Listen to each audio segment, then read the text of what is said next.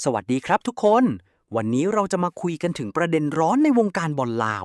เมื่อประธานสโมสร WIG นากา คุณเวียงไสวิไลกุล ได้ออกมาตอบคำถามคาใจแฟนบอลเกี่ยวกับเรื่องการไปแข่งต่างประเทศแล้วได้อะไรกลับมาบ้าง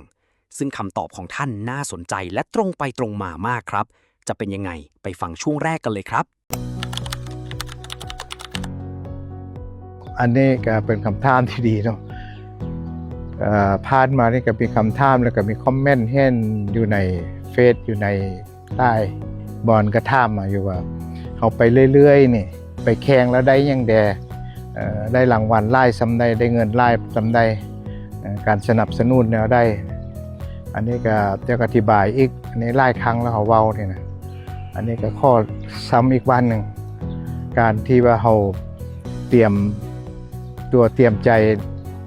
ได้ลงทุนใส่ตัวนี้แล้วเขาบ่ได้หวังรางวัลบ่ได้หวังเงินแต่ถ้ามีก็ดีถ้ามีรางวัลแต่ว่าเป็นกฎระเบียบของฟีฟ่าเขาเจ้าเฮ็ดขึ้นมานี่ว่าเยาวชนหรือว่ายุทธขึ้นกับพวกฟีฟ่าเนี่ยจะบ่มีเงินรางวัลแต่ว่าเขาไปแข่งนั้นหนึ่งเป็นหวังเอาประสบการณ์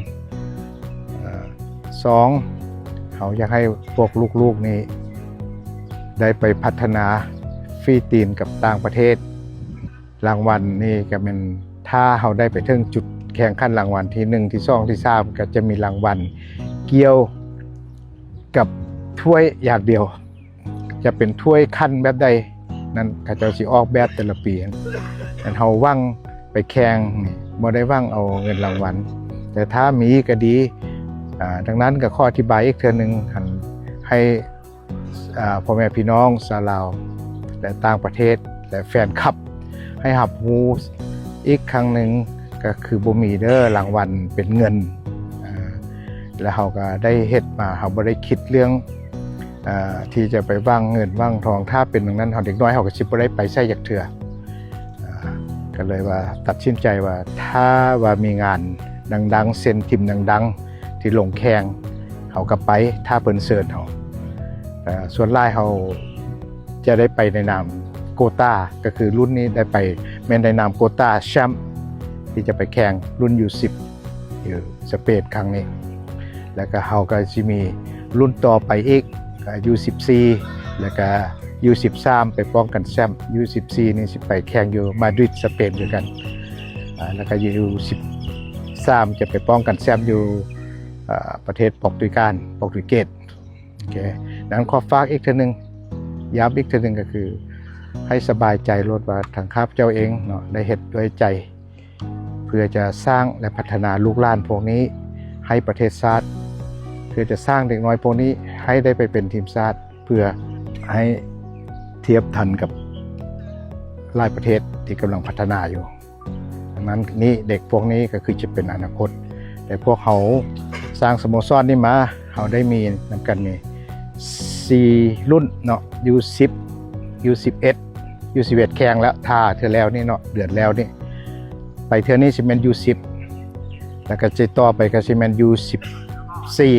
แล้วก็ต่อไปก็จะเป็น U13 ป้องกันแชมป์ดังนั้นขอฝากอีกเทื่อนึงว่าขอให้กองกองเชียร์นี้ติดตามชมให้กำลังใจสนับสนุนลูกหลานที่จะเป็นอนาคตของชาติและจะพัฒนาให้ได้ส่วนหลายอยากให้ได้ไปเป็นทีมชาติเพื่อได้หับใช้ชาติก็ขอขอบใจที่มีคำถามแบบนี้มาแล้วก็กองเชียร์ก็หวังว่าสิจะเข้าใจข้าพเจ้าโดยจิตด้วยใจก็คือเฮ็ดเพื่อประเทศชาติให้เขาฮู้คนลาวหลายกว่านี้ให้ฮู้ว่าคนลาวก็เก่งได้คนลาวก็มีสิทธิ์เก่งได้นั้นขอให้ฝากเสียอีกครั้งนึงก็ขอขอบใจเนาะทางผู้สนับสนุนเซ็นสนามกีฬาลานสร้างสเตเดียมให้พวกเขาได้ฝึกซ้อม